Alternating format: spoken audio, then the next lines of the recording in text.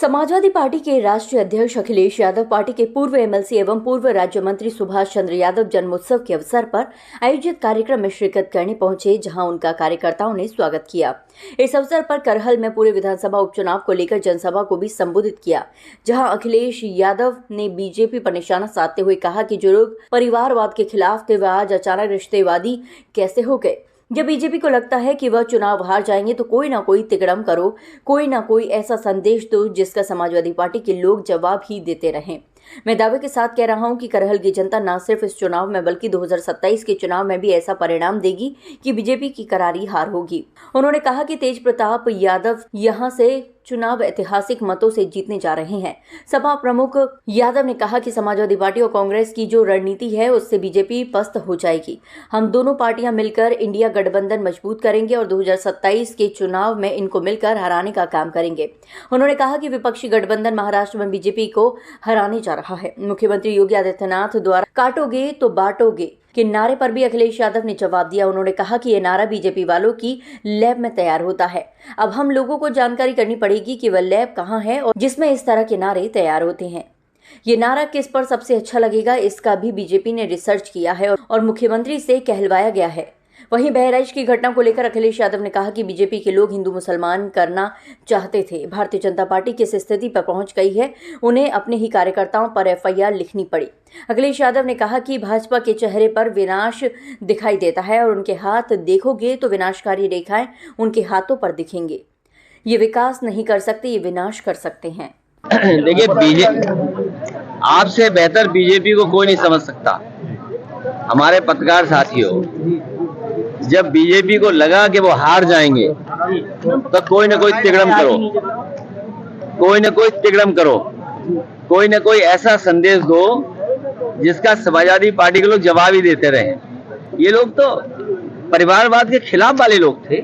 याद करो आप, जो लोग परिवारवाद के खिलाफ थे आज रिश्तेदारवादी कैसे हो गए। सोचिए आप, जो लोग परिवारवाद के खिलाफ थे वो रिश्तेदारवादी निकले।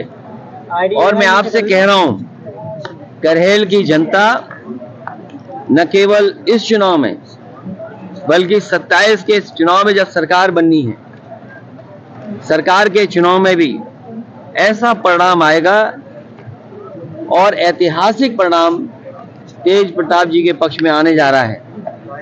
जहां ऐतिहासिक परिणाम समाजवादी पार्टी के पक्ष में होगा, वहीं हार का ऐतिहासिक परिणाम भी भारतीय जनता पार्टी के पक्ष में आएगा। ये भारतीय जनता पार्टी वाले हवा बहुत बनाते हैं। याद कीजिए, लोकसभा के चुनाव में क्या हवा बना रहे थे और भारतीय जनता पार्टी के लोगों ने इतनी बदतमीजी की थी।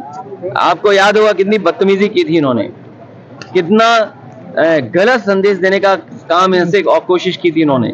लेकिन क्या वो कामयाब हो गए थे? नहीं कामयाब हुए थे। और ये सरकार तो वो है जो किसान को खाद नहीं दे पा रही, डीएपी नहीं दे पा रही, महंगे बिजली का बिल दे रहा है। मैं आज भी आपसे कह रहा हूं, इस सरकार के किसी भी जिम्मेदार पदाधिकारी, मंत्री, अधिकारी से पूछो, अगर तुमने बिजली का कारखाना उत्तर प्रदेश में लगाया हो तो बता दिए। जो कुछ बिजली आ रही है, जो कुछ इंफ्रास्ट्रक्चर है, वो उसी समय के देन है। इसी करहल में बताइए, कट पर 100 एकड़ में मंडी बननी थी। यहाँ का लहसुन, यहाँ का धान, यहाँ का गेहूं, यहाँ की सब्जियां, यहाँ के आलू, ये बड़े बाजार में जा सकता था। यही इलाका है जो कन्नौज कानपुर देहात से शुरू होकर के आगरा तक है। वो इलाका है जहाँ सबसे अच्छा आलू होता है, सिरसागंज आलू। ये आपका ब्लॉक है, सबसे अच्छा आलू होता है, बरनाल। तो बताइए, आलू के लिए आपने क्या व्यवस्था की? कभी खरीदा आलू आपने? क्या कोल्ड स्टोर वालों को सस्ती बिजली देने का इंतजाम किया क्या आपने? तो जिस सरकार ने कोई व्यवस्था न बनाई हो, उनसे उम्मीद क्या करोगे आप? केशव प्रसाद महोदय पीढ़ी परिवार को फर्जी परिवार बता रहे हैं। देखो, वो खुद फर्जी हैं, आप मत कहलवाइए उनके बारे में। देखिए, ये उनकी पार्ट ऑफ स्ट्रेटेजी है। जैसे सर्कस तो आना बंद हो गए, सर्कस आना बंद हो गए, लेकिन जब कभी भी, जैसे आप टीवी चैनल में देखते होंगे कि कुछ समय ऐड का आ जाता है, यूट्यूब देखते हैं हम, कोई अच्छी चीज आ रही है, गाना आप अच्छा सुन रहे हैं, सडनली कोई ऐड आ गया जिसको आप हटाना चाहते हो। ये विज्ञापन का सामान है, क्योंकि सरकार ये जानती है मुख्यमंत्री जी फेस नहीं कर सकते हैं, इसलिए उन्होंने फेस ना करना पड़े, इसलिए कुछ असिस्टेंट रखे हुए उन्होंने। वो ये भी ये फेस तो मुख्यमंत्री को करना चाहिए उनका ना। कहना ये भी है कि गठबंधन जो है फटाई में जा चुका है और जहाज जो है डूबने वाला है गठबंधन का। देखिए, आप बेहतर समझते होंगे, समाजवादी और कांग्रेस की जो रणनीति है उसी से पस्त हो गए। अगर रणनीति हमारी है तो उनके भी नेताओं के जो गठबंधन है उनके नेताओं को टिकट क्यों नहीं मिली? कौन कौन मनाने गया, कौन कौन उन्हें स्वार्थ और लालच दे रहा है? समाजवादी पार्टी और कांग्रेस, हम विपक्ष में हैं, हम किसी को लाभ नहीं दे सकते, हम अपनी बात कर सकते हैं, लड़ सकते हैं। ये हमारी स्ट्रेटेजी का हिस्सा है कि हमारे रणनीति है कि हम लोग मिल करके इस तरह लड़ रहे हैं, न केवल अभी लड़ रहे हैं, इंडिया गठबंधन मजबूत करेंगे और 27 में भी इनको हराने का काम करेंगे। बाई इलेक्शन में स्वरूप क्या रहेगा गठबंधन का, क्योंकि कांग्रेस मैदान छोड़ती हुई दिखाई दे रही है कहीं ना कहीं? नहीं, ये शब्द का चयन गलत है आपका जी। ये हमारी रणनीति है, ये हमारा तरीका है कि किस तरीके से भारतीय जनता पार्टी का मुकाबला करें, उन्हें हराएं। सर, अभी जम्मू कश्मीर से भी खबर आई, आज फिर से वहां पे हमला हुआ जिसमें 2 जवान शहीद हुए हैं, 2 सिविलियंस की भी जाने गई। लगातार इस तरह के जो हमले हैं इससे विपक्ष सरकार को घेरने का काम कर रहा है। देखिए, प्रधानमंत्री जी अभी ब्रिक्स की मीटिंग में दुनिया के सभी महत्वपूर्ण नेताओं से मिले हैं और चीन को लेकर भी खबरें आई थी।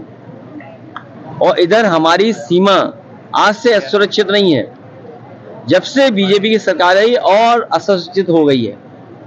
हमारी सिक्योरिटी फोर्सेस के लोग, पैरामिलिट्री के फोर्सेस के लोग, आर्मी के लोग बड़े पैमाने पर शहीद हो रहे हैं, उनकी जानें गई हैं। और अगर हम आखिर